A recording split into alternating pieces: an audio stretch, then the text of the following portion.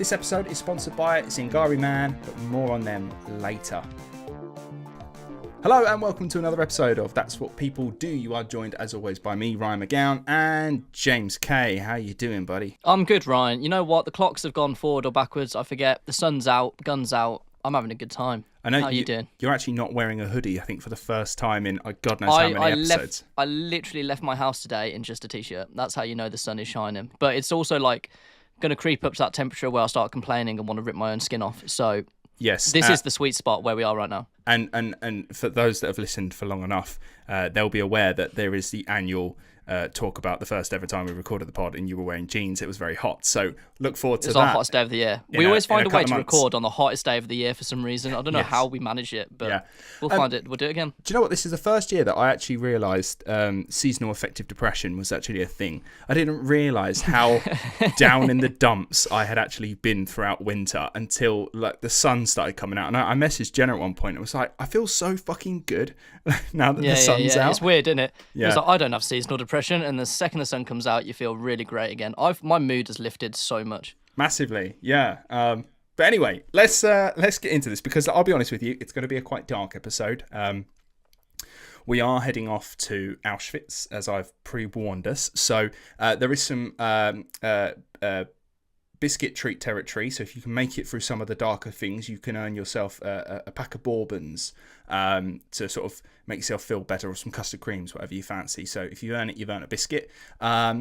It's going to get a bit dark and dreary. I feel like you're talking to our listeners like they're dogs. It's like, if you're good, there's a biscuit in it for you. Biscuit.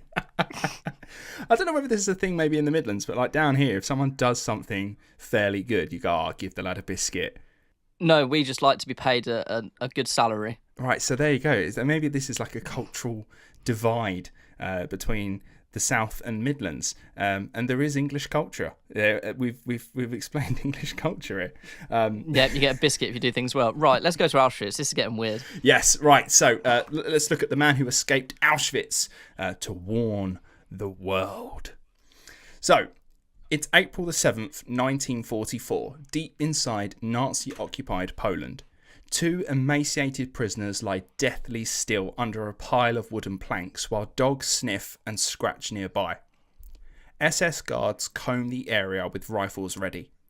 Under those planks are 19-year-old Walter Rosenberg and his friend, 25-year-old Alfred Wetzler.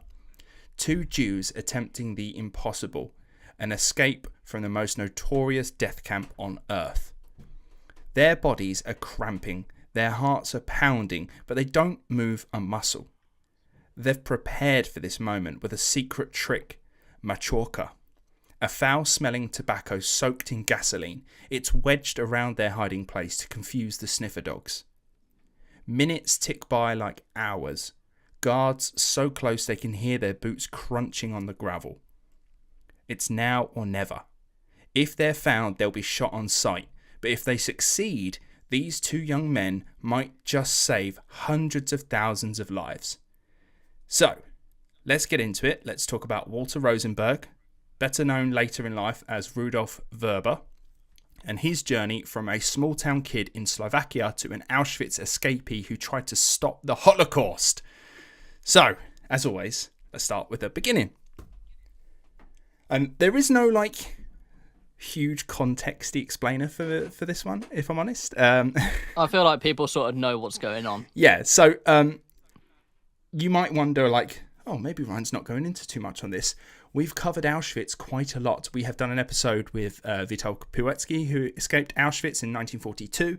I created a short 10-minute documentary that is currently on YouTube that you can go and check out now, which goes a bit more in depth in terms of what Auschwitz is, what it was like, how it worked. So you can check out those if you'd like to know a bit more about the camp itself. So I won't go into the day-to-day stuff with it later on. So let's get into it.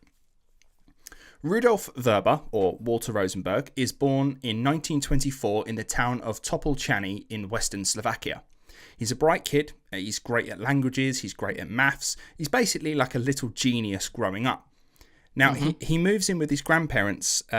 His dad is kind of out the way, his dad dies. He has got siblings from his dad's first marriage, but he doesn't really see them once the dad dies. And the mum becomes a travelling salesman. So while she's trying to do that, she's a really good seamstress, like top of the line seamstress, makes really good clothes, and she sells them on. Now, because of that, to try and make as much money as possible, she goes off travelling to do that, and she sends Walter to go live with his grandparents. Now, he has a really good relationship with his grandparents, in particular his grandfather. Now, they grow very close and they do everything together. And his grandfather, in fact, is an Orthodox Jew. And he raises Walter with a sort of strict religious environment in mind. So every Friday night is Shabbat with dinner. Young Walter, he dutifully studies Hebrew prayers. They do all of it together. And he really gets into it. He really actually enjoys doing the tradition part of it. Mm-hmm. But that changes when his grandmother has a fall. They can't really focus on bringing up a young teenager. So instead, a teacher recommends to Walter's mum, this kid's really bright. Like, he genuinely could go somewhere. I recommend you send him to like a really good school, but you're not going to find any here. I'd say you need to send him into the capital in Bratislava. Now, to be clear, we're in Slovakia, but kind of in Czechoslovakia, part of Slovakia, because it's one bigger country made from two. So he's going to head off to Bratislava. Now, despite the costs, his mother makes it happen. She seems like a really good mum, where she's like, I will do whatever I can to make sure that my boy succeeds. And so she does. Mm-hmm. She would like work really, really hard. She'd sell as many things as garments as she could. She'd make as much stuff as she could to make sure that Walter goes off and studies at a genuinely very good school in Bratislava. Now, as much as he enjoyed those Jewish traditions, it was a thing that bonded him to his grandfather. And so without his grandfather being there, he didn't feel much interest in carrying it on. And his intellectual mind was very curious. So he was like, well, if Granddad's not around to make sure that I do Shabbat on a Friday night, like, what's going to happen if I don't do it? You know, so he tests the waters a little bit. And the ultimate test is he goes into a restaurant and he orders the one thing a Jewish person shouldn't be ordering. He orders pork. And he's like, genuinely, like, I'm willing to get struck down by lightning just to test this theory. And he eats it and is completely shocked to find out that he's not struck down by lightning. And he makes him go, you know what? I don't think there's much in this. And so from that one meal. Yeah, just that one meal kind of makes him renounce his faith. In fact, from then on, he renounces the identification of a Jew. He doesn't identify himself as a Jew anymore. He identifies himself from then on as a Czechoslovakian. Right, yeah. Because obviously, as sort of like those that are aware of World War II and whatnot, a lot of Jewish people would identify themselves as being Jewish before they are of the country that they're living in. Whereas he's like, no. I'm over that now. I'm done with that. I didn't really have it before Grandad. Grandad was around. That was fun, but I'm now Czechoslovakian or Slovakian. Now, when Walter turned 14, the world changed. In 1938, Nazi Germany invaded the Sudetenland, a part of the newly established country of Czechoslovakia. Now, it was a predominantly German-speaking region, and Hitler wanted to incorporate it back into the fatherland. And thanks to Great Britain and France, amongst other nations, who were eager to avoid a war in Europe, Hitler was given the green light. But, as Rudyard Kipling put it in his poems, once you have paid him the Dane Guild, you never get rid of the Dane. Hitler decided to go further, and he broke up Czechoslovakia in two, with Slovakia becoming a puppet state under a pro-Nazi regime led by a Catholic priest called Joseph Tiso. This guy is a piece of shit, and it's probably worth doing an episode on himself. This guy, he's so Catholic, he's willing to be a dickhead to everyone else. How so? What does he do? Like, let's get into it a little bit. Suddenly, anti-Jewish laws hit like a ton of bricks. The puppet state brought in their own version of the Nuremberg laws called the Jewish Codex. Now, it meant that Walter, for example, was expelled from high school because he was Jewish. Imagine that. You're one day the star student at your school. In fact, you've been not on a scholarship, but effectively sort of like recommended, you probably should go to a really good school because you're really smart. And then all of a sudden, you're banned from school because of your religion.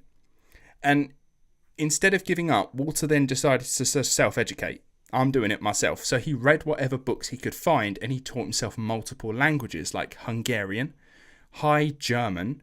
He learnt the Czech language, which is obviously the other language to Czechoslovakia, as well as his own language in Slovak. And these are skills that would later in life really benefit him and help him survive.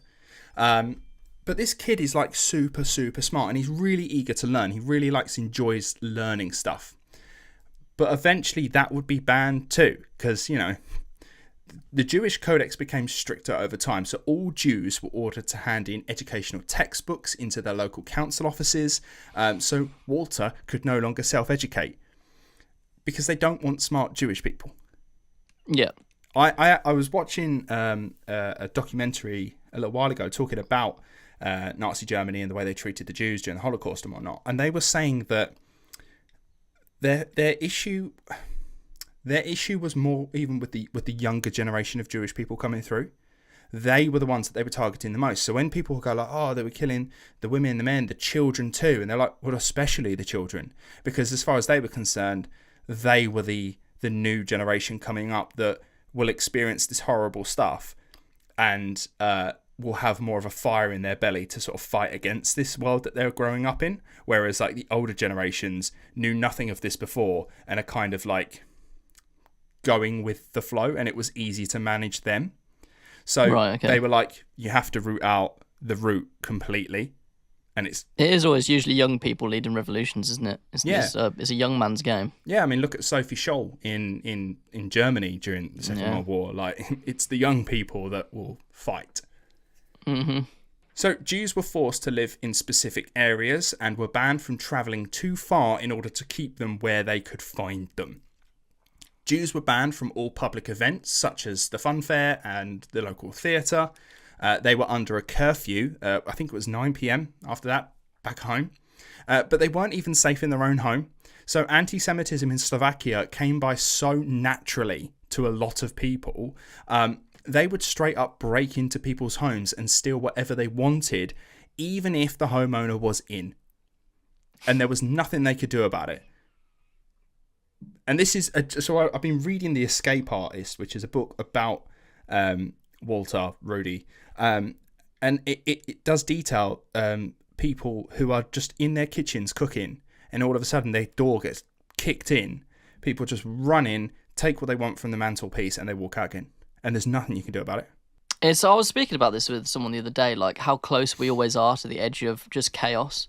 If you give someone permission to lord it up over another demographic or type of person, they will at the drop of the hat. I argue you could do it nowadays. I think there are demographics in this world. We saw it even after the fucking Southport riots. I was just going to say like that, yeah. The second you give someone, it wasn't even permission, but the second you feel safe in numbers to do something, people will commit atrocities and be fucking awful to another human being. I mean, you mentioned Southport, and obviously, if you're in the UK and you're aware of the local-ish news at the time of recording, of course, there was the wife of that Tory councillor who she tweeted saying, I'll round them up, burn them all, kill them, all this kind of stuff. And she's now been put away in prison for enacting violent speech, which is absolutely batshit insane that she'd sort of say something like that. It was when Starmer, I have my opinions on Starmer, but when he was over in America with Trump and Vance turned to him and was like, well, you don't have free speech, we have free speech over here. I want to hit my head against the wall because somewhere, particularly in America, but also over here, free speech and hate speech have become the same thing when it's not the same thing. Free speech does not mean freedom of consequences. You can't put hate speech online. You can't threaten violence against other people. And I think it's because Europe is so aware, even though we've never experienced it ourselves as relatively young people, we're like painfully aware of fascism. Like we've been taught about it from a very early age. We know the signs of fascism quite well. I don't think America do. Yeah.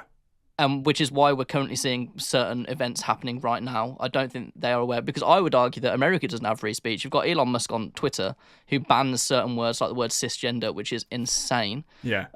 They're banning books. They're banning drag queens. Like, that's not you're the ones getting rid of free speech in reality. Sorry, I've gone on a massive tangent. America's really pissing me off at the minute. Yeah, but no, that's we love fair. our American listeners, so stay with us. Yes, and thank you to the American listeners who have messaged us of late and sort of said, you know, our place is not great. I'm not part of that. It doesn't represent me. So shout out to you guys. We know. Yeah, it's not the majority of you. But do you know what? No, fair enough. It's a wee bit of a tangent, but it is still on point in that so quickly things can slide down into depravity.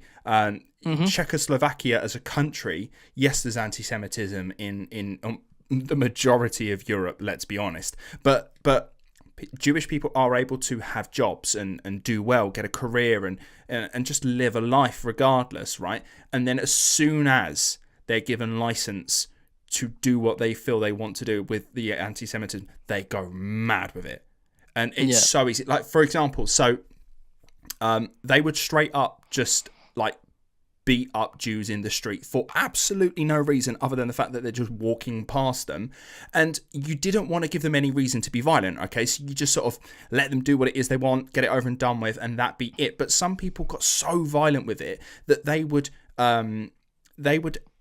actively berate other people who are not getting involved in it. Other Slovaks that are not Jewish, they would be like, "What are you doing over there? Get involved!" So if I was just walking on my way to work one day and they're beating up a Jewish person, and even then, like, I don't step in, like, that's a bad thing in itself. But I just walk past Karen on my day, they'd have a go.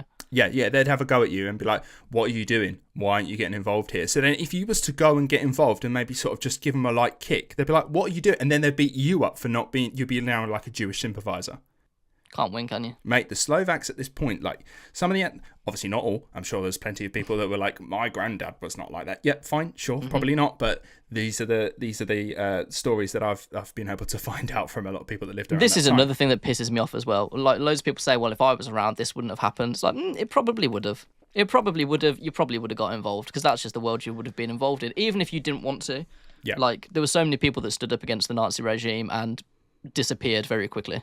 Yeah, we mentioned it in the Sophie Scholl episode where we're like, look, if we grew up in that time, would we have been complicit? And it's like, no, we would not have been actively engaging in this sort of world. But would you be the ones with your placards out on the street? Probably not, would you? You'd be shitting yourself. You'd be terrified. Yeah, you would be keeping inside and keeping stum. Like, and people that say that now, they go, well, I wouldn't. I'd say this, that, the other. Well, I'm sorry. Are you outside the Chinese embassy going on about Uyghur people being, you know, oppressed? No, you're not, are you? But then there is also the other argument where, like, I think, I was just following orders is such a bullshit argument when it comes to things. So, like, there's a middle point somewhere. It's tricky. I mean, so obviously, when I've been doing research for a lot of these concentration camp episodes, especially my Auschwitz video, go check it out on YouTube. There was one woman who was a guard at a camp, and a lot of Germans were given jobs, and it was something that Hitler was very proud of. Where he's like, oh, so many Germans are in employment, and one of them, these women, got a job at a concentration camp. And when she was told what it was exactly, she went, "Oh, no, I can't do that. No, that I'm sorry, I can't do that." And the man who in charge of employing her went, "Well, put it this way: you either work here or you become a prisoner here." What do you do? Yeah, like, what do you do? Yeah, it's tricky. Now, in this instance, these are Slovakian people that are just going for it because they can. Literally, they're not being ordered to. They're doing it because they want to. They are doing it because they want to. Now, lastly, the most visible change was that all those of Jewish descent were forced to wear the yellow Star of David on the outside of their clothes. Now, things get worse when people start disappearing from the streets. What's happening? Where is this going? Where is Tommy from up the road? Where's he gone? This was a quote-unquote resettlement plan. Despite the violence and blatant anti-Semitism being legalized in the country, the puppet state still tried to give off this pretense that what they were doing for the Jewish population was a favor, in that they're resettling them to regions in Poland where they'd be more comfortable. You know, you won't have to deal with the bollocks here. You know, it'd be nicer for you, you know? Now, men were being sent off first, typically, more young men, mostly, just to try and get that problem side out the way. The fighting sort of age is out the way. And Walter, this is so fascinating. And you're going to hear me say the word "that's crazy" a lot in this episode. So when I was reading through my script just to make sure that, you know, I'm happy with where we're going, I was reading it to myself just going, That is crazy. So apologies if I say that a lot. Now, Walter thought that this thing was really odd, okay?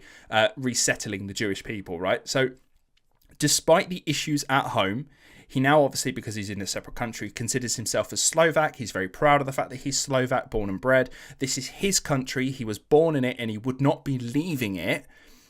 And so he was going to fight at any point, sort of like to not be resettled somewhere else. But his actual thoughts on this whole resettlement thing was that it reminded him of what the Americans were doing with Native Americans in putting them in reservations.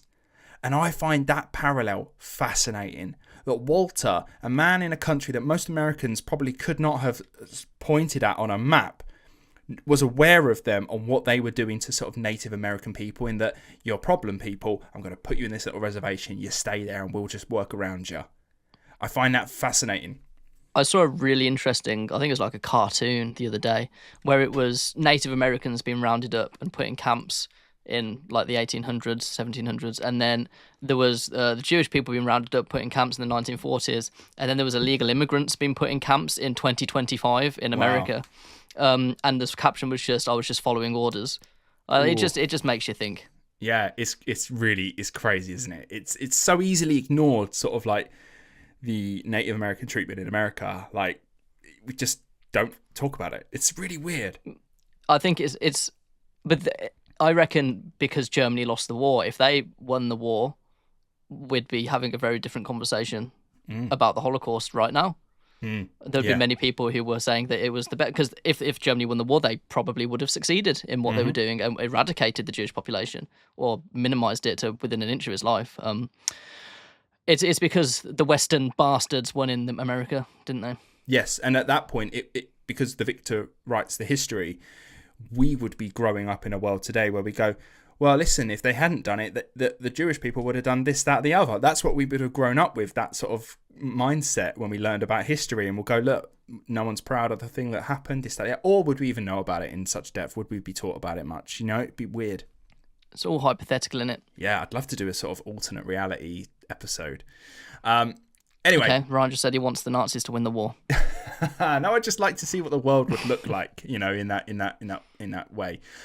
So anyway, let's get back on track. So we know that Slovakia is being very, very anti-Semitic. They're not a fan of their Jewish population. We spoke about some of the treatment they had, but arguably the worst part of the relocation idea for the Jewish population was that the Slovakian state was paying Nazi Germany to take their Jewish population. They were paying them. They were like, please get rid of these people. They were paying them 500 Reichsmarks per person. Now, we're not able to sort of figure out, I've not figured out how much that is, but even still, 500 is quite a lot, I would assume, in any sort of time. But regardless, that's for a person. The point is they were paying Nazi Germany to take their Jewish problem away. And this is, the leader of this country is a Catholic priest. Someone that you would argue... We've covered Catholics before. They've got a dark old history, haven't they? Yeah. Now, it was only a matter of time until Walter would get called away too. Now, at this point, he's living with his mum in a small town thanks to those laws that forced Jews to live in specific areas. So no longer is mum being this amazing seamstress, travelling salesperson, you know, selling her wares. She's just trying to find a dead-end job just in this tiny town that really hasn't got much going on for it. Jews are only allowed to take certain jobs. They can't travel very far to find better ones. And the inevitable happened, okay? Walter gets a letter when he turns 17 years old. Now, in this letter, it details that he's to report to the local offices, council offices, with a small suitcase of belongings so that he can be relocated to Poland. It doesn't say where exactly, it's just you'll be relocated. And a lot of people were sort of in denial about this and thought, well, maybe the other place is better. You know, they're constantly telling themselves that maybe it's better than what we're dealing with right now. Yeah. But he's a Slovak, and he was going to stay in this country, that he's going to fight for this country. In a way, I'm not getting out of here. I'm a help. So naturally, he wasn't going to fight for this puppet state that hates him, but he could sign up for the Czechoslovakian army in exile in London. Remember, when this country got broken up, the government, they got flown out to London, and they became the official government of Czechoslovakia because the UK still acknowledged that country at that time. And yeah, this is a recognised government. There's a small army that is operating on the continent, basically sort of fighting alongside the British. A lot of them become RAF pilots as well. But there is one small problem, okay? Walter is in Slovakia, not in London. How is a 17-year-old going to get to London? You have to go through Germany to get there. He has a really big plan. So what he does is he tells his mum one day at dinner his intentions. He's like, "Mum, I'm sick of this. You realise what's going to happen, right?" And she's like, No, I'm sure it'll be fine. He's like, No, Mum, we all know what's going to fucking happen here. We need to get out. I'm going to London. And she shrugged it off. She's like, no, sweetie, you're not going to do that. She's got a new man in her life, and she's going to try and get Walter in with this guy to get him a job. And she's like, right, you're going to get a good job, and it'll be a really good opportunity. I think she naively thought that by becoming a useful Jew, that would save him. But that would be wishful thinking. When Walter made it very plain to his mum that he was going to do this with or without her help, she gave him her blessing, and his mum is surprisingly cunning. Walter's mum, in her travelling salespeople days, knows of a family in Hungary who are sympathetic to Jewish people and would happily take Walter on if he turned up at their door. And she's so adamant, so confident that they will be able to help him. And so she's like, right, that's where you're going to go. If you're going to do anything, that's where you got to go. And he's like, great, cool, thanks, mum. Like, super cool mum. You know, like in films where it'd be like a family movie where the mum and dad used to be a spy, like Spy Kids, and it's like, yeah, mum's a spy, and it's like, yeah, mum's got contacts, bro. Yeah, it seems like she was more like cottoned on to what was going on as well. I think so. Yeah, I think she was. When like someone finally brings it home to her, like, no, mum, like kind of the moment in a movie when someone slaps you and you go, oh my god. Yeah. So why Hungary though? Hungary wasn't yet deporting its Jewish population, so if he could get there, he might be able to find a route out of Hungary and into London. They just needed to get there. Her plan shocked Walter for its simplicity. Get a taxi as close to the border as possible and just walk across. And he's like, nah, mum, that sounds mad, because you know that Jews can't be travelling around Slovakia, let alone getting a bloody taxi, because the taxi man would be like, where do you think you're going? And also just walk across a border, what are you talking about? But that was the genius. The simplicity was the genius. So she was like, look, just rip your bloody star off. The taxi man don't know who you are. He's not going to realise. So he rips his star off like in a movie. He's like, throws that to the wind, hails a cab with his little suitcase, packed all his just tiny little belongings, says bye to mum, and the taxi driver takes him as close to the border as he can get. And at that point, he drops him off, okay? Now, in his small bag of belongings, there's the mostly worthless bits like clothes and whatnot, just to try not to give too much away. But he has, because his mum, remember, is a super seamstress. She's got like, she's like cut and relined almost all of his clothing, so he's got some money put away here and some documents there. Right, okay, very, very clever. Yeah, she's super cool. Now, it's 1942. And 17-year-old Walter Rosenberg is trying to escape the country of his birth. His taxi is taking him as close as he can to the border, and he's now on foot. Now, the border between Hungary and Slovakia wasn't a proper border at this point. It had like checkpoints sort of dotted around, but the actual border line itself was not a firm sort of, there's no fence everywhere. Yeah. The only thing that sort of divided the two is a big forest. So Walter does what he does. He gets on his feet, he treks through the forest, not even realising when he's entered Hungary itself, but by morning he can see that house that his mum had told him about, and he makes a beeline for it. And the family were indeed friendly, and they took him in. They fed him, they gave him advice on how he can then get to Budapest, where they knew of friends who operated in a resistance movement. It's all like kind of going well so far. Yeah, it's in, but I know that he gets captured at some point, so I'm just waiting for the but. Yes, there is a lot of but. I'm going to say this now because I probably will say it a few times later on. This guy is the unluckiest lucky guy in the world. Right, okay. Right. So, this family help him get a ticket for a train to Budapest, and he's off. And he does indeed make contact with the Hungarian resistance, and they are receptive to his plight. They want to help him. So it's all going fucking great. But they need time. They need time to get him some fake papers, right? So, and I'll be honest, I find this bit a bit weird. If you're a resistance, surely you've got safe houses, somewhere that you can put someone up for the meantime, but maybe not, because the resistance say that the safest option for him is to make it back home in Slovakia and wait for them to give him their papers. In Slovakia? Back to Slovakia, back to the place that wants to deport him. And they're that doesn't make much sense to me. It doesn't seem to make much sense. And when they're ready to smuggle him out of Hungary, then they'll contact him and he can make the trek back. And you're like, why can't you just stay with this family that's already in Hungary? Right? Do you know what I mean? I have no idea. But Walter, he's 17. This is a resistance. This is like comic book stuff. Do you know what I mean? Like, this is like super sleuth, Tinker Tailor Soldier Spy. He's 17, thinks they're the coolest people in the world. He's like, yeah, okay, yeah, cool. That's a great idea. Love that. Right, I'm on my way back. So he makes his back. He fully treks back, gets the train past the house. He then retraces his steps back through the forest to Slovakia, back home to his mum. And as weird as this plan was, it was a plan he was willing to follow, except it goes wrong. Walter is caught by the Hungarian border guards on the way. Assuming he was a spy, he's then tortured and beaten, but he told them straight up, I'm not a spy. I'm just a Jew trying to escape Slovakia. Please have some compassion for me. And because that was the better option. If he's a spy, he gets shot. If he's a Jew, he's probably got, they're not deporting Jews yet, so they might just send him back. Now, after a few more beatings, they finally came to the realization that, he is just a 17-year-old kid who is a Jew and he's just trying to get out. So what they decided to do is what he hoped that they would do. They're going to sort of walk him back to Slovakia, back across the border.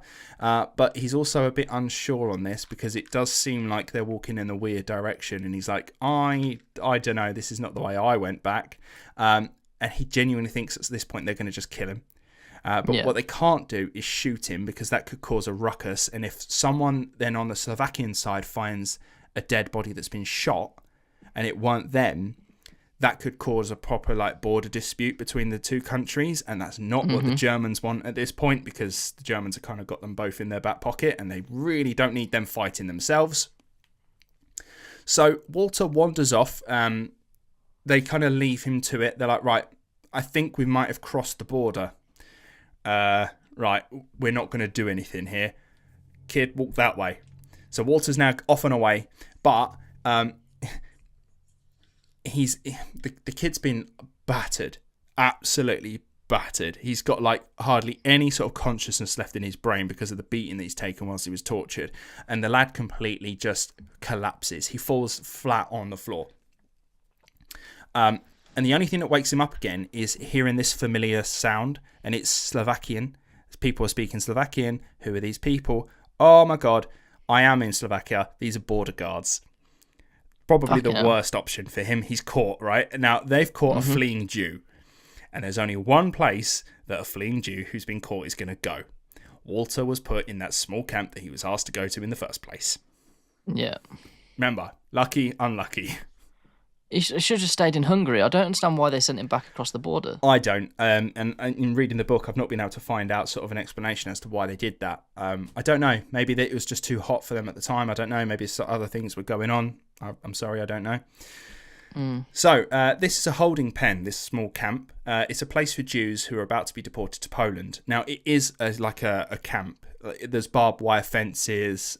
It's kind of like, I suppose, what it might have looked like for the Japanese who were interned in camps in America during the Second World War, where it's like, it's not this isn't a concentration camp, but it's just a holding place for you to sort of hang out. Do you know what I mean? It's not overly oppressive. There are a few guards wandering around, but they're not going to go all in. And it's strange for him, okay? So most of the people that are here are quite older than him. And this is because, remember earlier, they've deported majority of the young people. So there were a few. And in fact, he actually meets up with a guy from his childhood here called Joseph. There's quite a lot of Josephs in this story. He's a familiar face, which is a relief. They bond quickly, like, oh my God, you're here. Like, are you okay? Kind of stuff. And they wonder where they'd be going in Poland. Where exactly? Now, Some had heard rumours about heading to Lublin, but others had heard of this new camp that was going to be constructed in a town called Oświęcim. Apologies, Polish listeners. No one really knew too much about this camp, but they were like, I've heard it's going to be big. I don't know what's going on here. Now, the boys had no intention of going to Poland, right? All they wanted to do was escape, and they were looking literally every opportunity they could get. They're like, could that be an option? Could that be an option? And I think this is like, when you're young, of course it's an option. Escape is always an option. You could get around. He's only 17. He's slight. Now, this camp, like I said, is relatively low on guard. So despite the anti-Semitism, the Slovakian government didn't want people to see them actively treating Jews badly. This is just a holding camp. Nothing bad is happening here. The last thing they kind of need is, negative press coming out from this camp, because then Jewish people might be more reluctant to send themselves to these council offices and then get put away. Yep. Now, that meant that there was an opportunity here because of the low guards. There was a small stream that flowed through the camp, and the lads thought if they snuck away and dived into the stream, they'd be able to get out and make a run for it, and they did. They got out. Now, Walter was adamant he needed to get home. Remember, his Hungarian papers could be there any day. But his friend, Joseph, needed his help. See, Joseph has got a girlfriend in his hometown, and he can't go back because people will recognise him. And he needs to get word to his girlfriend that he's okay. So Walter, being just a good guy, he's like, look, I'll go there. Tell me the message for your girlfriend. I'll go talk to her. When we get there, look, if you send me some money, I'll then be able to make my way back home. And he's like, yeah, cool, that's great. And then we'll meet up, and then we'll go to London. We'll be part of the resistance, and we'll be badass soldiers, and we'll fight. And yeah, that's the plan. So Walter does it. He goes through to this hometown of his friend Joseph. He's not a face that anyone would recognize. He finds the girlfriend. He gives word, and then he waits for Joseph to send the money. And he waits, and he waits, and he waits. And no money comes. We don't know what happened with Joseph. Maybe he just ditched him. Maybe he made a run for it. Maybe he got caught again. I couldn't find out, but it ain't good. Walter's now like, shit, I need to get out of here. Now, Walter has wasted enough time. He needs to get back home, but it goes wrong. If he had just gone home instead of helping his friend, this could have worked. But because he went to help his friend, it all goes fucking wrong. Remember, the luckiest, unluckiest guy in the world. This story's so infuriating. Walter, making his way home, stops off at a milk bar for a refreshment, right? Everything's going well. He's served fine enough. Nobody sort of is bothered by him. No one's batting an eyelid at this young lad, except for this one policeman who's just staring at him. And you know when someone's looking at you and like, no, something ain't right. Yeah. Clearly uncomfortable, Walter gets up and he leaves this place. Now, looking back, the policeman is following him. Now he's running after him, and then he captures him. But how did he know? What gave him away? Like, what is it? Why were you staring at me? And the policeman, in a weirdly kind enough way, is like, would you like me to explain to you why I knew that you were escaping? And he's like, yeah, go for it. And he said, the only people who would wear 2 pairs of socks on a hot summer's day are people that are trying to run away from something. That's so interesting. Walter was wearing 2 pairs of socks because he was getting at, when you're running away, you want as little luggage as possible, and so you would wear like 2 coats, 2 pairs of socks, and then you've got stuff to get through. And that's what gave him away. Crazy, right? I mean, the police officer's doing the bad thing by capturing him, so bad police officer, but also like, how fucking good at your job are you? I know, right? I hope he was ended up being like a detective or something. He'd be like the Jew hunter in Inglourious Bastards. Like, if I were a Jew, what would I do? Just needs to put those detective skills to actual good use. Yeah. Come on, like, let the kid go. Like, he's not bothering. Yeah, literally. But yeah. This episode, of course, is sponsored by Zingari Man. Zingari Man are a company that sell you high-quality skin products that are I would say it's fair to say, James, very, very affordable, and they are fantastic.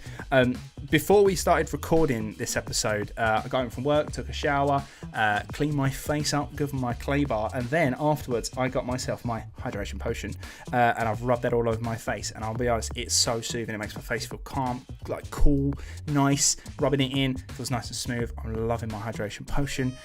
You enjoy hydration potion. You've mentioned it a few times. I use hydration potion quite a lot. I do my ablutions as I normally do.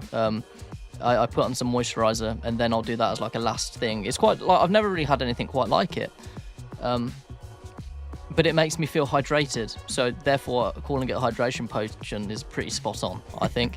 Like I struggled with dry skin quite a bit, especially like as I was getting older, and since I've started using these products, and specifically hydration potion, it hasn't been an issue for me, which I think says a lot. Take from me, and I'm not even making that up. Like, legit, that's what's happened. Absolutely. Now, if you would like to add hydration potion into your cleaning routine, if you don't have one, start one and add it in there. It's absolutely fantastic. Head to www.zingariman.com/TWPD podcast, and at checkout, type in TWPD10 to get 10% off your order. That is www.zingariman.com/TWPD podcast, and at checkout, TWPD10 to get 10% off at the checkout.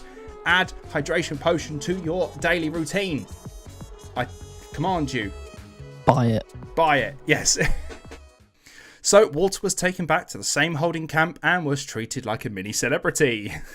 He's an escapee, and we've got him back. You couldn't take your eyes off him, right? This guy he's a slippery eel. He might get out at any point. And he was treated differently. So he's put in a cell all by himself. He's given cigarettes for company. Maybe this is like a really weird acknowledgement of his efforts. They're like, now, fair enough, you got one over on us. Like, here's some cigarettes. Don't do it again. Those cigarettes did come with a beating, though. So I'm not sure, as you can imagine. He was viciously beaten by the guards and told, don't kill yourself, which is cheery. Yep. Now, obviously, the real reason for that was because they didn't need a death in the camp alerting anyone to what was going on. Mm-hmm. Now, despite the setback, he was determined to get out again. This boy, honestly, you can't keep your eyes off of him because he's just darting around looking for any opportunity. But he wouldn't get a chance. He was put on the next available train to Poland. Now, on the platform, Jews were stood in an orderly line waiting to be shuffled onto the train. And Walter, he's not part of this train. He's not part of this line. He's stood apart from everyone else. Not only is he stood apart, the boy's in handcuffs, and he's got his own private guard with a gun stood next to him. Jesus. Yeah, I know, right? So like I say, you've got to keep your eyes on this kid. Now, funny enough, they were so afraid that he was going to run away. Walter saw this as like a badge of honor. It was a moment of pride for him that they hated him so much. They were fearful of him running away that they would go to this lengths just for him. He's definitely made an impression. Yeah, he saw it as a moment of to be proud of, and I find that really funny. Like, it's just youthful arrogance, isn't it? That he was like, oh, I was so proud that they did this. But, you know, I love that. I'm here for it. Now, it's going to start getting darker from here on, all right? So get your bourbons ready. Now, around 80 Jewish people are packed into a train carriage along with their luggage. This meant it was incredibly cramped. Think the tube. Think like Central Line, height of summer. It's rush hour. There are no seats available. There are no stops to get out and wander around. You've got no idea how long the journey is going to be. And at this point, get it worse, there's just one small bucket in the carriage that is expected to be used as a toilet for 80 people. This is going to be horrific. Yeah, that train journey is awful. People died on the way, didn't they? And because it was so cramped, they'd die, but they'd be standing up and they just couldn't fall. Yeah, it's That's awful. Brutal. Now, there were old people, there were women, there were children too.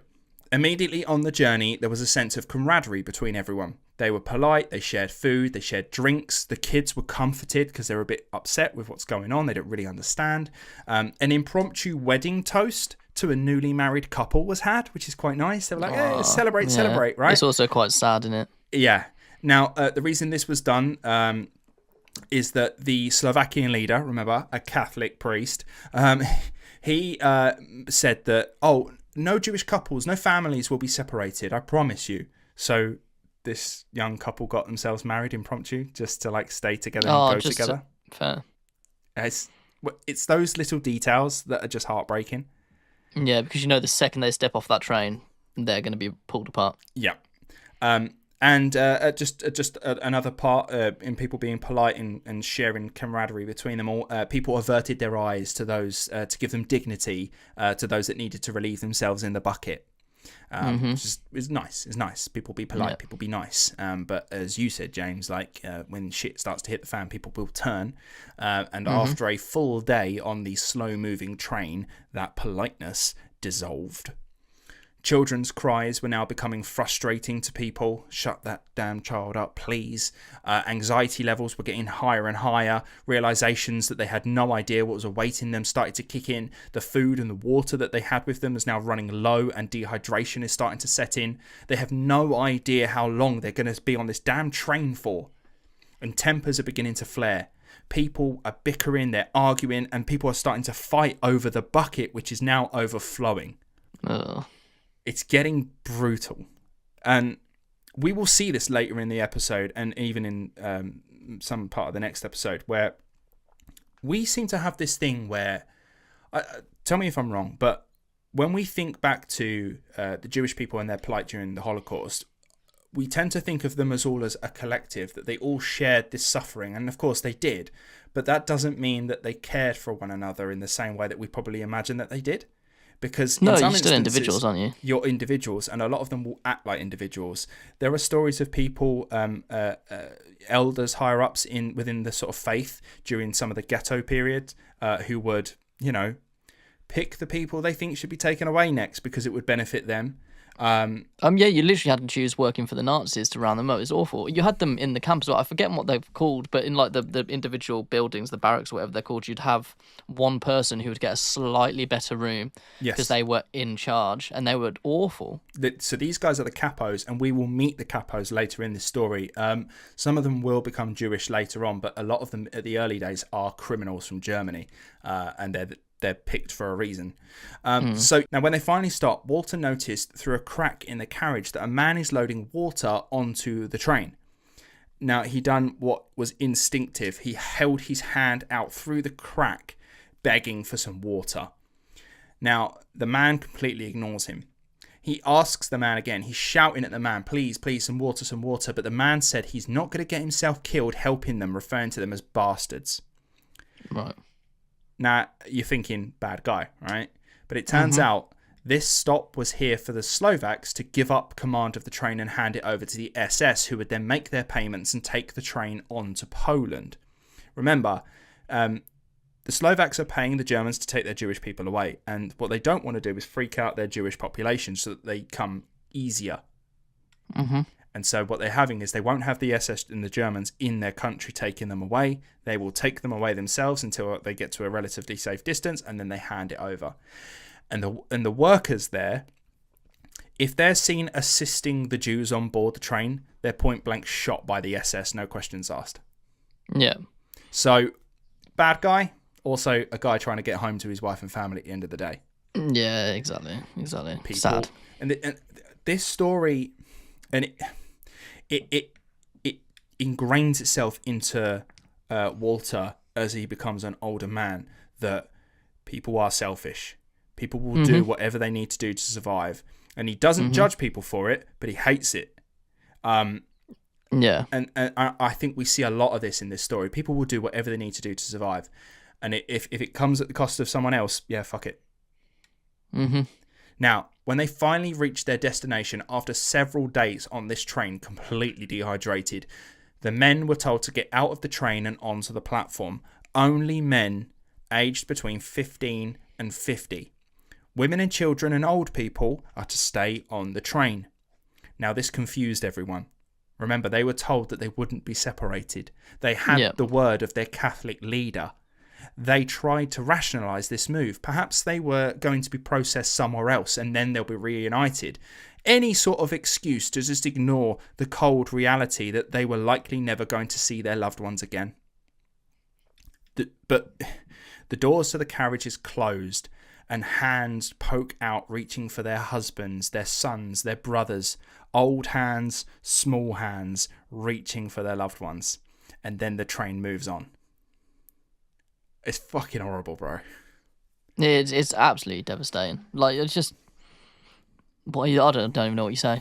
Yeah. Like, genuinely, just the inhumanity of the entire thing. Yes, the coldness of it all, the methodical just efficiency of it all is just incredible. Now, you and I have both been to Auschwitz, and you get people get different experiences when they go. For Jenna, it was seeing the children's clothes laid out in the perspex that got her. For me, it was just walking the streets, knowing that people have also walked down here and seeing some pictures of what happened there. But reading this book, The Escape Artist, and having those tiny details like the hands poking out. Yeah. Bro, not much gets to me, as you know. Obviously, I write all the dark episodes and I leave all this gory shit in it. Not much gets to me, but this book has got to me on several occasions. Yeah, I suppose when you think about it, you leave out a lot of the imagery that you don't want to think about. Like, you think of the extremes, you think of the poor living conditions, the gas chambers, etc., but you don't think about the small details like that, like people reaching for their loved ones. And then never seeing them again. Yeah, bro. Oh. It's just the whole fucking thing is just absolutely devastating, but I don't think anyone needs us to tell them that. No. Walter and the men have no idea where they are until they're marched through the town when they see a sign. They're in Lublin in Poland, and they finally get marched onto a camp named Majdanek. Now, originally designed to be a POW camp, the Nazis had repurposed it to be a concentration lager. Upon arrival, all bags were put away in a separate billet.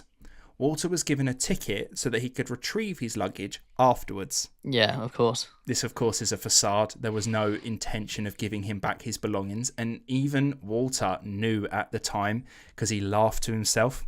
I'm not getting this. He's a smart cookie, and he's so smart. He's so smart. He knew he was never going to get that luggage back.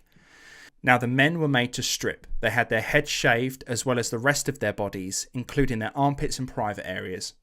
They were then made to shuffle in ankle-deep water like you would at the swimming pool before you go in the water.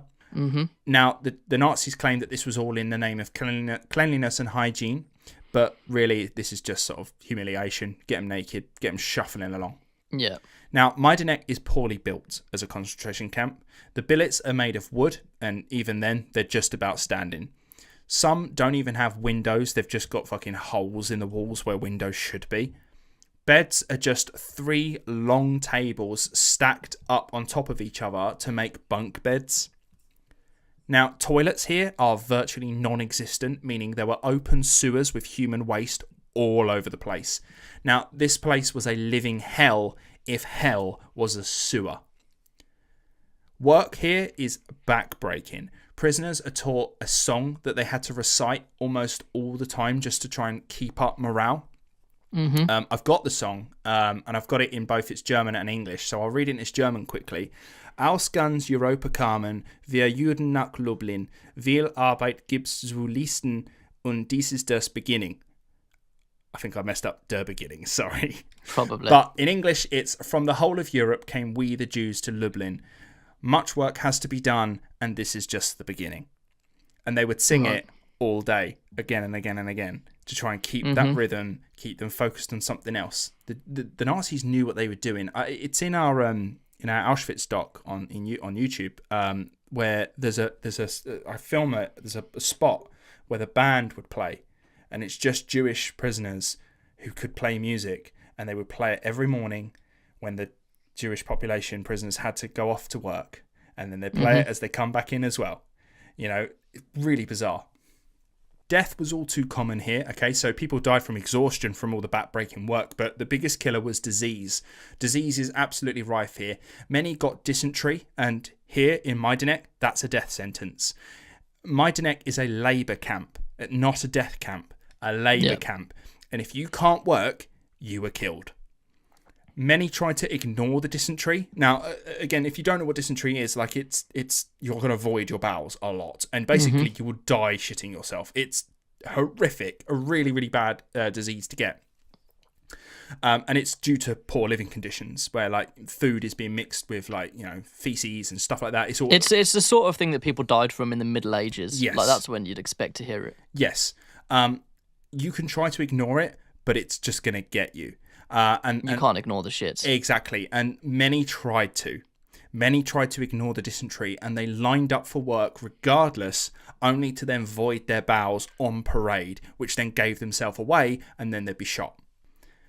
In fact, one man, he's a rabbi, he had dysentery and he was a couple minutes late to the roll call due to being on the toilet trying to sort himself out, and the SS officer in charge was so appalled that this rabbi would be late to appear. He then had the rabbi's head dunked headfirst into one of the latrines. A bucket of cold water was then thrown on him as if to clean him, and then they just shot him anyway. Jesus. Yeah. Now, as well, in terms of daily stuff, there was twice daily roll calls in the morning and the evening. Every prisoner from each billet was to stand in front of it in rows of 10 to be counted by the Oberkapo. And this is the capo who's in charge of the billet. They're also prisoners. Behind the prisoners, stood in their rows of 10, are the dead, who are from the previous night. Whoever's died overnight or died during the day, they will then be stacked up behind everyone else, and they would also be counted.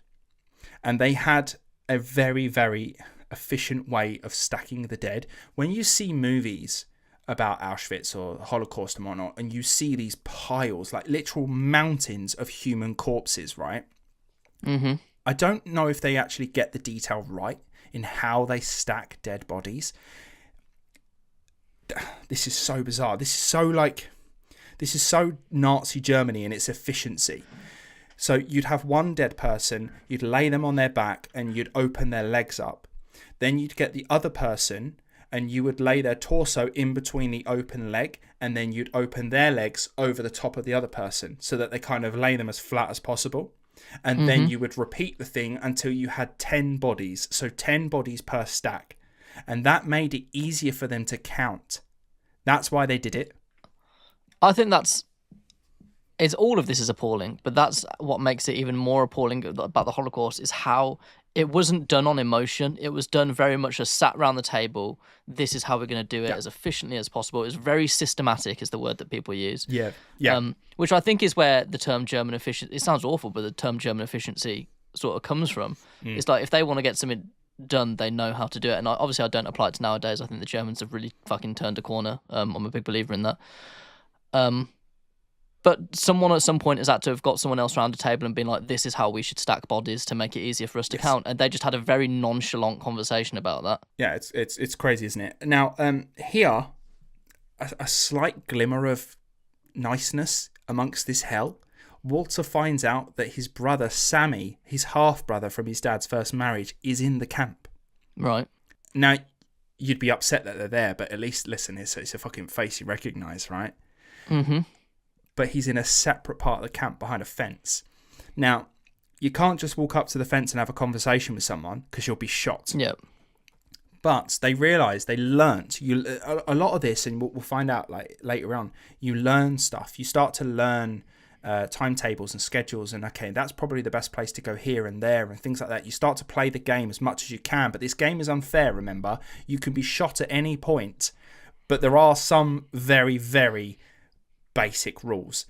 Now, towards the end of the day, there's a particular time towards that end of the day where the fence is not looked at as much, so you could steal a conversation near that fence without issue, and people would be smart about it when they left, right? So they wouldn't line up in a queue, but they would, like, one person stood by this billet, one person sort of like just crouched over there, sort of, do you know what I mean, spread themselves out, and then you could try and get a steal away from someone. And that's what happened.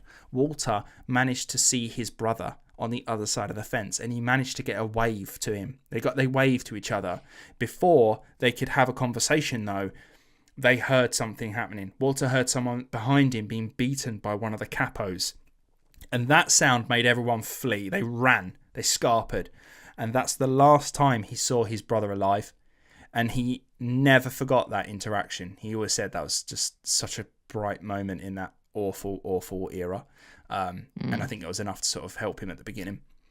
Now, at this point, Walter's like, I got to get out of here. I'm not doing this. This sucks. He's been in about 2 weeks, and he's like, I'm out. I'm not doing this. But he can't see any options. There's no way of getting out. The guard towers, the barbed wire fence, this ain't happening easy. So one day he hears a call. They want 400 men to volunteer to do farm work in another camp. So Walter jumps at the chance. He's like, not only is this going to be a damn sight better than Majdanek, because this is a shithole, this gives me options.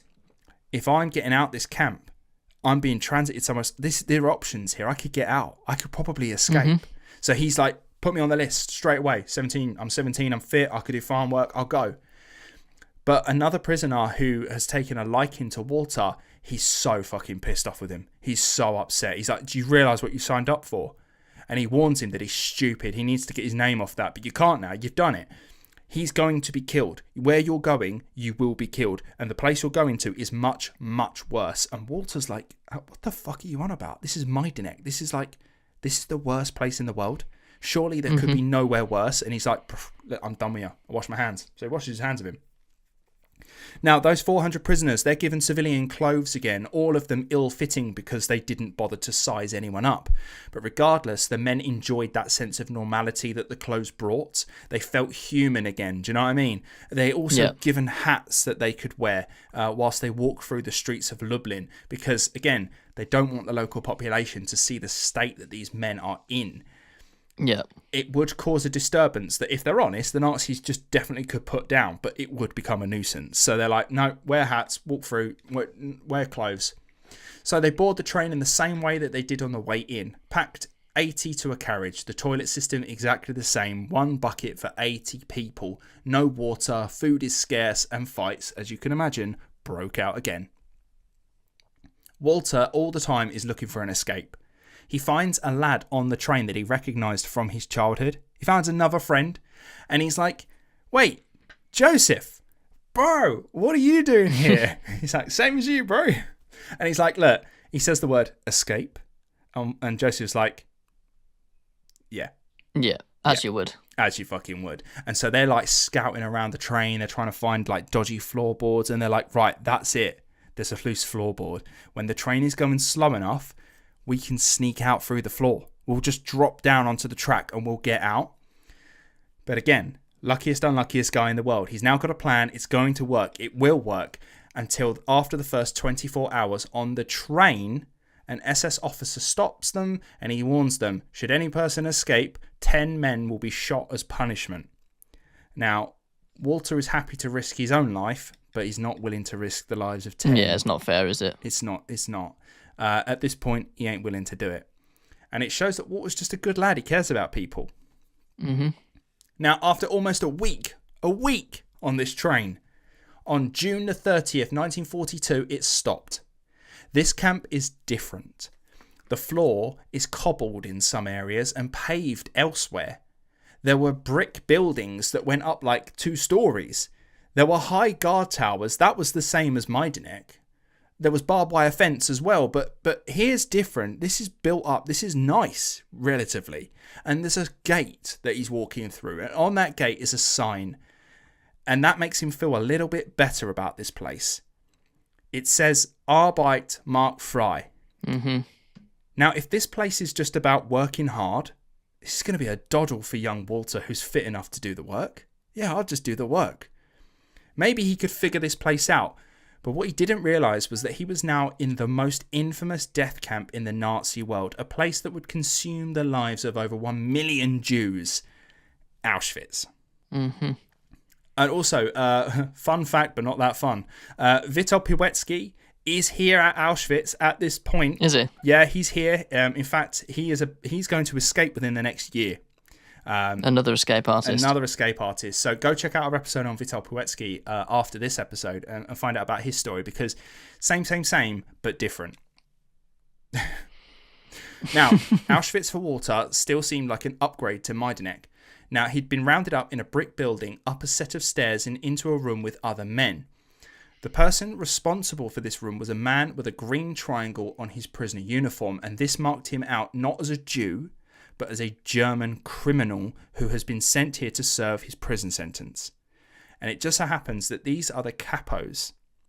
Now, at the beginning, these are very, very violent people. These guys are not your friends in this story. They may be in Auschwitz, they may be prisoners here, but they are not your friends, and they are not going through that same fucking experience. Mm-hmm. Now, this guy, for instance, this guy's in for murder, and he's running your billet. Yeah. Yeah. Yeah, but I suppose for them it was a cushy gig, wasn't it? It's better than prison. They More got privileges. They got more privileges. They got better digs. They were sort of given free reign to be as violent as they liked, as long as they kept their room in check. They were not shy about punishing other inmates for the smallest of infractions. Like I say, they may have been prisoners of Auschwitz, but make no mistake, the capos are not your friends. They will have you killed if they see an advantage to it. Mm-hmm. Now, this capo warned them, don't drink any of the water here. Don't drink from the taps. It's a surefire way to get yourself dysentery. And if you get dysentery, what happens? You die. Yeah, shot. Yeah. So Walter committed that lesson to memory and slept his first night in Auschwitz on the floor, dehydrated. Now, the induction to Auschwitz was similar to that of Majdanek, but there was something new this time. Inmates here are being tattooed, branded like so many cattle. In fact, Walter's number was 44070, and that's how he would officially be referred to for the next 2 years. Oddly, later in life, Walter would consider this to be his lucky number. I imagine... I suppose if you survive. Yeah, I imagine quite a lot of survivors sort of had that dark gallows humour about it and went, oh no, it's my lucky number. I imagine lots of people had that. Now, he learnt that the lower the number you had marked you out as a veteran inmate in this camp. You were a survivor. And the newer, bigger numbers marked you out as a newbie who would likely be dead I've always soon. wondered this. Was someone like 001 at some point? Was it chronological? I believe so. Or maybe there was a batch and it was this batch of numbers. I don't know. But weirdly, those that had the bigger numbers, the newer numbers, they listened to and respected those that had the older, smaller numbers. Because they were like, bro, you got to listen to this guy. This guy's a survivor. He knows what to do. You've been around. They've been around. And they got slightly preferential treatment from the other prisoners, which is really weird. Like in this sort of crazy world that they're living in. Now, before heading out to work every day, prisoners' strength was tested by a man named SS Oberscharführer Jakob Fries. Now, he would test them by kicking them or hitting them with a club, and if they withstood the beating, they were deemed tough enough to work for the day. If not, they were taken away and their fate was sealed. That's how easy it was. Imagine having that much power. Oh, yeah, crazy. This guy actually, we'll get onto it later, he will look at some guys and just go left, left, left, and that just means that he's like, no, you're not fit enough, off you go. That quick, just a flick of a finger. Now, prisoners would find ways to make themselves look healthier at this moment, so that they would like prick their cheeks with pins or a razor, and they'd rub the droplets of blood into their cheeks to make them look rosier, or they would sort of beforehand be slapping their faces a few times to sort of give them that reddish look. Yeah. And Walter was initially assigned to the food stores, so for him it wasn't that bad, but eventually, because they were like, hold on a minute, I've got this young fit lad here, he could do some fucking work. So he was then taken out and made to do manual labour. Now, they were off to build. That's what their work was. They were becoming builders, and they were building Buna or Monowitz. Monowitz is a factory that is as large as Auschwitz itself and its sister site Birkenau. And here, they've got like German companies working here. We'll see some of them later. Now, when they got there, it was as expected. It was a building site, but there was no time to take things in. The capos, as soon as they're off the train, they're beating the prisoners out the train transport, yelling at them, telling them to move faster, you got to run. If you stumbled, you were beaten until you got back up and you moved along. One prisoner fell, and an SS guard just was taking pot shots, and he was trying to kill him, but he missed, and he shot the prisoner behind him, killing him. And at this point, the capo just picks up the guy who fell over and he moves him along, and he starts screaming at another prisoner, pick up that dead guy and move him along. It just got no time to think. This must be just a sensory overload. It's crazy. Now, work here is grueling, okay? Everything is done at double speed, constantly being pushed by the capos or the guards who might take pot shots at you. And Walter's job, his only job, he had to run cement bags to a mixer. That's all he did all day. Run back and forth. He had to sprint there, grab the cement bag, whip it over his shoulder and sprint back. And like I said, you're sprinting back, but you're sprinting back running past an obstacle course of SS guards and capos who are just going to kick you if you walk past, trip you up, or the SS guard might just think, fuck it, shoot him. That's what he's doing all day for hour upon hour upon hour until lunch, which is at 12 o'clock. And they stop. A whistle goes, they stop. Now, lunch is just soup. Usually it's got a potato in it, just for something. Now, they're not given spoons. They're just given like a small bowl. And they weren't served portions. It was just soup in this like giant bowl, and they had to scoop it out and just sort of shovel it. But because, again, they're not given portions, a lot of them are fighting for a gap to get in and serve themselves. So there are some prisoners that they don't even get to have lunch. So lunch finishes at 1 p.m. and many prisoners just don't move because they either have no energy or they just died. Fucking hell, just dying at lunch. Yeah. It's that moment of just you're working, and then finally they sit down and the body goes, I don't want to do it anymore. Mm-hmm. Yeah. Now, Walter was put with a private citizen. So, this is the weird thing. There's a Frenchman on site. Now, he works for a company, probably a German company or even a French one, but more to the point, he works for a company, and this company sort of rents out a space in Monowitz where they get their own sort of thing made. Mm-hmm. And in here, this French collaborator, despite being a collaborator, he's not a sadist. Okay, so he's having his sort of small area built, and in here they do like things like bending metal. That's what they do there. And now it's not as harsh work. It's a damn sight easier than running cement bags left, right, and centre. Yeah, sounds it. And this guy's like, look, I am not going to protect you, but I won't beat you. I'm not a sadist, right? Yeah. And that's what it was like there. So Walter got lucky. Now, at the end of the day, all prisoners were then packed back onto the train and sent back to Auschwitz. But there was a rule here. All those that came in had to go back. Now, that included the dead prisoners who would have to be carried back by the prisoners who went in. So you can imagine that was a fucking sight. They'd all be counted. Now, among these companies that were here, you've got IG Farben, which you may or may not recognise the name. I actually recognised the name when I heard it. But this is a chemical and pharmaceutical conglomerate at the time. It doesn't exist now, but it consists of, among others, a company called Bayer. Oh, yeah, they're still about. Big pharmaceutical company. Bayer. And also Bayer Leverkusen, the football team as well. It's a company that still exists, and their employees are here at Monowitz. They work here. Crazy, isn't it? Mm-hmm. Yeah.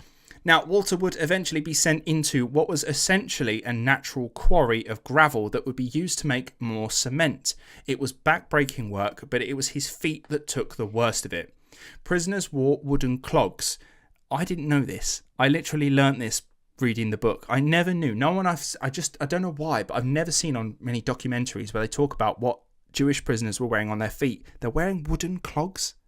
Yeah, I didn't realise that either. I thought they were boots, but they didn't give them boots. They called them wooden clogs. And he's running back and forth in wooden clogs. And so you can imagine his feet are swelling to the point where he can't get them out the clogs. Yeah. His feet swell and they're now bloody and he can barely stand, but he has to be assessed for his fitness levels every single day. So SS Oberscharführer Fries was looking for signs of sickness of those unfit. Now, those he deemed sick, he's sending them to the left. Those that he wants to test are sent to the right. They're made to run 20 yards and back, and then he would say left or move on. Now, some passed, but most didn't. And Walter, he's in so much pain and he's so tired, he actually falls asleep standing up waiting for his turn. Now, when it was his turn, he ran. He just ran. Despite the fact that his feet are swollen, they're bloody, they're in pain, he's in agony, he ran. He ran as hard and as fast as he could, but it wasn't enough. He's sent to the left. So was his friend Joseph. And you think, well, that's it. We're done. Yeah, game over. Game over. But remember, he's the luckiest, unluckiest guy in the world. The only thing that got him out was a capo seemed to have taken a liking to him and Joseph, and he starts playing this game of having a go at them, screaming at them, "What are you doing? You're in the wrong bloody queue. Get out." He starts beating them, pushing them over to the right-hand side and then moving them on. Saved his life. And as he does that, as he does that, literally moments later, that's enough people in the queue, off you go. And those people were off, and that was their fate done. They were dead. He got so close. Thank God for that capo. I know. The capos are really bizarre in this story because they're not your friends, but some of them are a little bit nicer than others. And we'll find out that not all of them are sadists or criminals and whatnot. A lot of them could be political prisoners who are put in these positions very specifically. Now, Walter was eventually placed into another labour group, one that he might agree was a better place than being in Monowitz, okay? He's assigned to Canada. Does that ring a bell? Yeah, I've heard of it, yeah. Yeah. Canada was where prisoners were assigned to collate and organise the belongings of new arrivals. Luggage, clothes, pots and pans especially, indicating that the Jewish people that went there genuinely believed that they were going to be relocated to somewhere else because you would need pots and pans to cook when you got there. Mm-hmm. Now, he was brought in where he overheard a fellow Slovak in the crowd. Now, this guy was a dentist in a previous life. He had actually once worked in Canada, but had got himself put on Monowitz somehow. Now, he knew one of the capos, and he put a good word in for himself to get back to Canada, and we'll get to it in a bit. Working in Canada is like the best position you can be in here. Yeah. He also gives a good word for young Walter and Joseph, and as two young lads, they were a shoo-in. So, here it is very different. In Canada, they have new billets to sleep in. They've got their own bed. They've even got a blanket. There were showers with water that wasn't either ice cold or scalding hot. It was of a decent temperature. The capos here weren't monstrous inside the billets. They spoke with an even voice, and Walter felt elite here. It was the best position since his arrival to Auschwitz. Now, on the first day, he's called out to a mountain of personal belongings. Their job was to grab suitcases and run them back to the sorting billets. They would be ripped up and smaller mountains would then be formed. So they'd open them up and you'd have men's clothing here, women's there, children's there, precious stones. All of these things are kept an eye out for. In the seams of the clothing as well. They knew all the tricks because they'd probably done them themselves at one point. Mm-hmm. Women would also be sat on this bench just squeezing out tubes of toothpaste because a lot of people were hiding their precious gems and money rolled up in toothpaste. Mm-hmm. Bizarre. Now, on his first day, he saw a prisoner killed by a guard for eating an apple found in a suitcase. Now, this was common, but there were ways to feed yourself from the suitcases. You had to time it right. So if another prisoner fucked up and was being beaten, that was your moment to grab whatever food you could find and shove it in your mouth quickly. Yeah. See what I mean by like those rules? Like they're bad rules, but they're rules that will keep you alive. Exactly. You sort of learn the tricks of the trade. Yes. Walter is now 18 years old and he's come to a realisation whilst in Canada. He's sorting through hundreds of personal items. He's sorting through family photos, clothing that older men and women would typically wear. He's sorting through tiny shoes that would be fit for a small child or even a baby, but he doesn't see these people here at Auschwitz. So why would he? This is a labour camp, right? Why would they bring them here? And then it hit him. This probably isn't a labour camp where you can learn the rules and maybe play the game. This is an extermination camp made solely for the purpose of killing every Jew that entered. Walter isn't just a prisoner here. He's in some way now complicit in the daily running of such a place. He's helping the Germans order all this stuff, which is then being sent away and sold. Stolen items are often redistributed to Germans at home, such as free woolly coats when it came to winter or prams for new mothers. These are stolen items and he's sorting them. Mm-hmm. Officers would often wander in and they'd take a jewel or two for their wives who were just living off-site in a home with their children. In fact, it was estimated that all the items that are in Canada, in Auschwitz, probably equate to around $2 billion. Jesus Christ. And that's Auschwitz alone. Yeah. Yeah, that's the amount of shit. And that's remember, so much money. Remember, it's so much money. But remember, these are items that people brought with them. Precious items. Sentimental items. Sentimental, precious stuff. Crazy. Now, Canada is a really weird place in this camp. Really weird. The camaraderie that was displayed on the train when Walter was first taken away, it doesn't exist here. Okay, you may all be prisoners in Auschwitz, but you are not all equal because when you work in Canada, you are above everyone else. They have perks here. They were always able to get food back out from those personal belongings and sneak them away. Veteran workers were able to get themselves good shoes on their feet. In fact, there are pictures of some prisoners that were wearing some fancy, nice boots. Some of them were able to find nice coats that they could wear around the place. They were fed well enough that they no longer looked like those hollowed out humans over in the rest of the camp. No. Some of the women even grew out their hair and just looked like healthy, gorgeous women just working in Canada. You wouldn't suspect that they're in this prison. One of the sad things about this as well in Auschwitz is if you were an attractive woman and an officer took a liking to you, you would be allowed to keep your hair long because they wanted your hair long so they could sleep with you, so you'd stay attractive. Yes, yeah. Which is fucked. But people went along with it because if you were sleeping with a German officer, you also got privileges. So you did. Yeah, and so a lot of these women are doing that here in Canada because it benefits. And listen, this is that thing like we said earlier, the selfishness will keep you alive. It will keep you alive. You've got to survive. Now, some of these women, and this is these facts, bro, they blew my mind.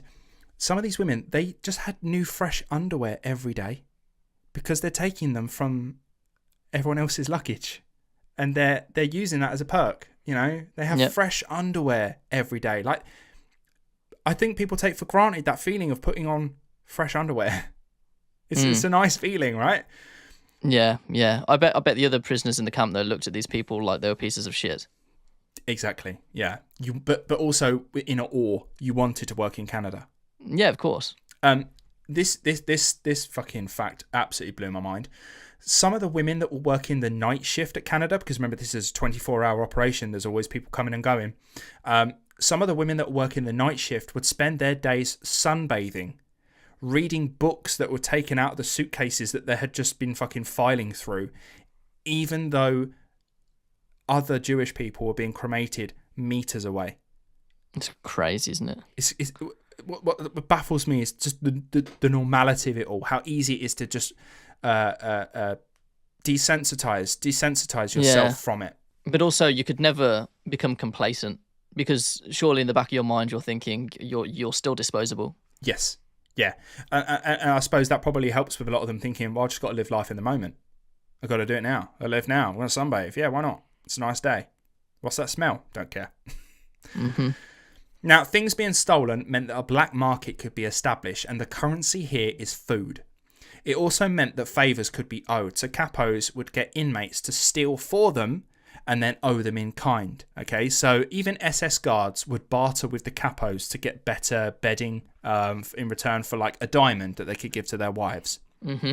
Now, one capo made Walter steal for him, and Walter was damn good at it. He would be getting him to steal bottles of wine, nice clothes, some jewelry, because this capo had a girlfriend who was also a prisoner, and he was getting Walter to ferry this stuff between the two of them. Yeah. Now, this one occasion, he says, right, I want you to go get this list of things. And Walter's like, yeah, got your boss, I'm off. So he runs away, grabs everything he needs to get. And on his way back, an SS guard stops him. And he beats him within an inch of his life, whipping him. He breaks the skin on his back and his arse. He's literally created gaping wounds in his, like, ripped the skin open, right? Mm-hmm. And all the time, he's screaming and ordering at him, who ordered you to steal this stuff? And Walter doesn't give a name. He just doesn't give a name. He just keeps stum, doesn't say a word. And to the point, he actually blacked out. So much was this beating. His arse and legs had swollen and had open sores that got infected. And remember, this is a death sentence. If you can't work, you will die. Yeah.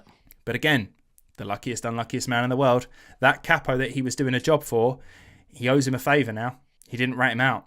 So he pulled some strings and he sorted him to have surgery and get some medicine given to him in the hospital wing. But I may have pulled you a favour, capo, but he is still a Jew. So he was like, I will do it, but you ain't getting no fucking rest time. You ain't resting and recuperating. Off you go, mate. He was assigned back to Monowitz. Oh, fuck. Awful. Yeah. Now, he knew that this would be an immediate death sentence. There's no way he can fucking work. There's no fucking way. He will be killed immediately. So he does whatever he can. He literally mentions that capo's name to someone and says, oh, no, he needs me. Like, he wanted me to go back to Canada. And that was enough. That was lucky. He got lucky. Worked. It worked. He got sent back. Even though it ran the risk of running back into that SS guard who beat him before. So the capo did him another favour. He got him sent to the source of all the personal belongings, the ramp. Now, the ramp is where all the prisoners get off the train at Auschwitz. Now, here, it's just harrowing. Day after day, this is awful. This is a terrible place to be. Families, strangers, young and old, who are confused as to where they were heading off the train. They're systematically being filed left and right. Who would work? Who would be killed? And Walter decided that, I can't do this no more. This is horrific. He can't work on the ramp, seeing all these people, and he can't say nothing. So I found out there's this one woman with her baby. She gets off the train. She's very upset. And a prisoner says to her, "You're going to die here." Now, I don't know why this prisoner would say it. I don't know what they gained from it, but maybe it was a warning. I don't know. Mm-hmm. But it was enough to freak out the lady that she said to an SS guard, "Excuse me, that man has said something really upsetting." And the SS guard said, "Oh, sorry, madam. Like, we're not animals here. I promise you, it will be fine." And he ushers her away to the left-hand side and into a queue where she's put in a gas chamber. Fucking hell. And then that prisoner was then shot. Jesus. Yeah. It's just, to do something like that, you have to be enjoying it in a certain way. Like, to play games like that, there has to be a level of enjoyment. 100%. Which is deeply, deeply concerning. It's that thing of like Plato's ring, where it's like, if no one held you responsible for the stuff that you did, what would stop you doing it? Yeah. And in this world, they think that what they're doing, no one's gonna go at them for it. No one's gonna stop them and say, "What are you doing?" So they can just do whatever the fuck they want, and they've no feelings for it. There is that argument that if there was like no laws, whatever, you could get away with it. Would you rape and murder, or is it your own morality stopping you? Yeah. And in this world, there is no morality. Mm-hmm. So yeah, Walter at this point, he's like, I'm not. He already feels like he is a part of this. He already feels like a cog in this system, and he hates being a part of it as it is. So he's like, I'm not going to do it anymore. I will not be complicit in the deception of Jews coming to Auschwitz unaware of what awaits them. The prisoners that are working on the ramp, they're not allowed to talk to anyone, and this breaks his heart. He's like, I'm going to get out. I've got to get out. I need to escape. I need to tell the world. I need to tell the Jewish population so that they might actually have a chance. And remember, all this time, Walter doesn't see himself as Jewish anymore. He doesn't identify in that way. He thinks he's Slovakian. Like, he identifies as that, and he's been rounded up with everyone else. Mm-hmm. He spots a hole that has been forming under the ramp due to so much use. And he thinks, if I can climb in that hole and hide and no one knows I'm there for a little while, when that train empties, there might be an opportunity to sneak back on the train, and that will get me out of the camp. No one would suspect that a Jew is still on the train. That's ridiculous. No, of course not. Yeah. So he's like, I'm going to do it. No one's gonna suspect this. And then he goes, I can't do it. And the reason why is because he needs more evidence. Listen, his word might not be enough. What if he does escape and he tells everyone what's happening here, and they go, I don't believe you. He needs hard evidence. He needs numbers. So he decides, I'm going to stay. He doesn't decide to leave. He says at this point that he's going to start tallying everything. He's been keeping this mental note of things as he's going along. Because remember, he's a genius. He's a maths kid, right? Mm-hmm. He's been keeping tallies in his head weirdly. So he's like, I'm now going to start committing to memory. How many trains are coming in? How many people are on those trains? And start adding up the numbers. How many people is he seeing coming in and going out? How many people come into the camp but actually only end up working? Like, that's what he's going to start doing. Yeah. But his plans would have to wait. He had contracted typhus. Oh, fucking hell. That's a nasty one. Yes, and he's not doing very well at all. This would be a death sentence for most, but something in Walter kept him going. He and his pal Joseph, remember, they report each other to the medical wing, which would give them a day or two off for rest. Now, it was uncommon, but the typhus was becoming such a problem that they decided to eradicate it quickly. What the boys had discovered was that their way to eradicate this disease was just to kill it quickly. And by kill it, I mean kill those that have the fucking disease, so then you can't spread it. But Walter was warned, whilst in this hospital wing, you're going to be killed. They're going to inject you with fennel. So he pulled a favour and he got himself off the list and he got himself out the hospital wing. He bolted, right? He got himself back to work. Oh, no, I'm fine. I don't need anything. I'm fine. He's really sick. He even warns his friend Joseph, who's like, no, they wouldn't do that. Like, I don't know what you're on about. Maybe he was too sick and his brain wasn't working properly at this point, because he's believed Walter for almost all of this. But this is the one thing that he's like, I don't know, bro. Maybe they really do want us to get better, because if I get better, I can keep working. But it's like, no, mate, you don't realize how many people are coming and going. You are fucking replaceable. So Joseph stays. And unfortunately, it's not even the injection that kills him. So when this doctor comes to Joseph and he's like, right, time for your medicine. He's like, oh my God, he meant it. They actually are going to inject me with this awful stuff. He bolts, he runs, he gets out of that medical wing and he goes for a fence. And you know what happens when you go toward a fence? He was shot. And that was the end of Joseph. Now, Walter was sneaking back to Canada, where he would pull on some more favours. I mean, there's only so many he can pull from this capo. He's not getting any better. He needs proper medicine and rest. And luckily, the woman who he was supposed to be ferrying these items to for the capo, she takes him in. And she's like, I'll look after you. I'll pull some strings. And they get this done. She puts him on top of a mountain of cloves to rest. And they get an orderly with some medicine to come in and smuggle it in and look after him briefly. Mm-hmm. Now, at his worst, Walter weighs in at less than 7 stone. Jesus Christ. That's tiny. It's tiny. It's really bad. He's super sick. I remember when he entered Auschwitz, like, he's still a relatively fit 17-year-old. He can run around with cement bags on his back. And now he's less than 7 stone. Now, when he got talking to this orderly who's looking after him, giving him like medicine, he learns that the guy's Slovak, which immediately is like therapy for him. He's like, oh my God, I get to talk in my own language and I get to talk to this guy about my trip to Hungary. I nearly got out. I met the resistance and now I'm in Majdanek and now I'm here, and he just unloads, right? Yeah. And it's just cathartic, right? And this guy says to him, like, you know, the one thing that sticks with him, right? So he's having this conversation and he's talking about the capo and he's like, look, this guy's only got so much patience for me. You know, I'm calling in all these favors, and at some point he could just say no. And then this orderly, he says to him, like, don't worry, he's one of us. And he's like, us? Who's us? What is us? Is us a resistance? Is it something to work for? Like, was Walter now part of us? And he was. So Walter, when he got flogged by that SS guard, where he refused to spill who gave him that order to steal those items, that earned him respect. That earned him trust. The people that saw it went, nah, he's good. We'll have him. And at that point, he was now part of a underground resistance within Auschwitz. That's so cool. And it gave him more purpose to escape. He was like, oh my God, I this could happen now. I can tell people about what I'm seeing, and I can talk to people about what's going on, and we can figure this shit out. Mm-hmm. And especially, this came at the right time for him, because he's seeing more and more horrors. Like, he walks past at one point a giant pit that has been dug. And in that pit, it's just full of human remains, mainly bones now at this point, because they've been charred from the inferno that was set to destroy them. Except it doesn't work fully.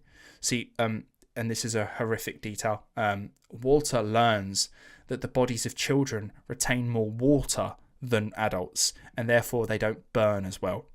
So you've just got open remains of children.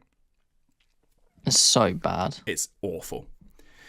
So Canada would eventually be moved from Auschwitz main camp to Birkenau, which is just a couple of kilometers away from Auschwitz. It's very different here, okay? This place is made of wood, more like Majdanek, but better put together. It's made of wood. It's not as good as the main camp. If main camp was brutal, though, Birkenau is worse. It was designed specifically with murder in mind. There was no other purpose here than to kill in the most efficient way, but that didn't stop the wanton murder. Guards practicing their aim by shooting prisoners on a whim. Capos playing a game to see if they could kill a prisoner just by hitting them once. They'd try and smack them around the face as hard as they could and see if that would be enough to get them. And for a lot of these prisoners, it was, because they were so weak. If someone fell, it wasn't uncommon to see a capo just kick their head like a football. Jesus. And Walter witnesses two capos put a pole. Walter witnesses two capos put a pole over the neck of a prisoner who had fallen over and watched as they jumped on either side of the metal pole. What the fuck? Yeah. Yeah. That's genuinely for sport. There's no reason to do that. Told you, man. Capos, they're the worst. Capos are the worst. Now, in with the underground resistance, he saw how powerful it was. The prisoners here are able to influence positions within the camp, such as having capos replaced with political prisoners instead of criminals to try and reduce the wanton violence. They were able to have better rooms, making living more bearable. They were able to store some food and have a feast on special nights. They were even able to blackmail some guards, but this was all for naught. Walter saw the power this underground resistance had, but he didn't see any teeth to it. It didn't seem to be bothered with finding a way to escape the prison or form an uprising amongst the prisoners. It didn't seem so concerned with stopping the industrial killing so much as it was about slowing things down and making their time in this prison more bearable. Maybe it was, maybe they were living in hope that the war will stop soon. And they'll get out at some point. Maybe they were just more concerned with looking out for number one. We're not going to try and make everyone survive, but we'll get ourselves out. Yeah. What they didn't know was that they are inadvertently doing the SS's work for them. So by sorting out better capos and reducing the random violence and murder, the knowledge of a potential underground movement was actually useful to the SS. So for them, they were thinking, okay, cool. In that case, the more palatable, the more sort of docile the prisoner is, the more easier it is to kill them. When they start letting their guard down, then it makes it easier to kill them. Now, in 1943, Walter was moved off the ramp, seeing thousands of innocent people being herded off the train to their deaths. It was beginning to take a toll on him mentally, and he was beginning to crack, so the resistance had him reassigned. He was going to be an assistant to a registrar, someone who counted the dead. Now, it's here, in this billet, where Walter finds a man surrounded by 300 to 400 dead bodies. This man is Alfred Wetzler. Walter didn't know it yet, but this man, the two of them together, would embark on a journey that to some would sound unbelievable. And that's where we'll leave it for this episode. We'll pick it up on the next one in part 2. I feel like this whole thing has just been an intro to... Yeah. And so a new episode. I had no intention of this episode, one being a 2-parter, but moreover this episode itself being so bloody long. But I just found his story and the details within it are so important. And there's so much I haven't included. There's so much that I haven't included. And yeah, effectively this is just sort of the fucking intro to... Could we count it as the longest intro I've ever written? What are we on? 98 minutes. Bloody hell. So yeah, well done everyone if you got through that. You've earned yourself your bourbons. Crack on. Yeah. Yeah. Fucking wild story so far. He went through a lot. It's a miracle that he's still alive. Like someone is on his side, whether it's a higher power or... Yeah. Yeah, I'm not sure what it is. It's crazy. But yeah, on the next episode, it's going to be his escape. That is crazy. We hinted at it at the beginning of the episode. And how will people take his story? It does seem if he's got this far and is still alive and walking and kicking, then he's got it in him to do something crazy. Yeah, he certainly has. Brilliant stuff. All right, well, thank you very much for listening to that one, guys. This probably might be the longest 1-part episode I think we've ever done. Yeah, I think it is actually the longest episode ever. Yeah, so well done if you got through it. Well done. So join us on the next one. So we're going to have an In the News. We're going to have a break. We're going to have an In the News episode coming out in between this and part 2. So look forward to that. And then, yeah, join us for part 2. Thank you very much for listening, everybody. And, yeah, we'll see you on the next one. Goodbye.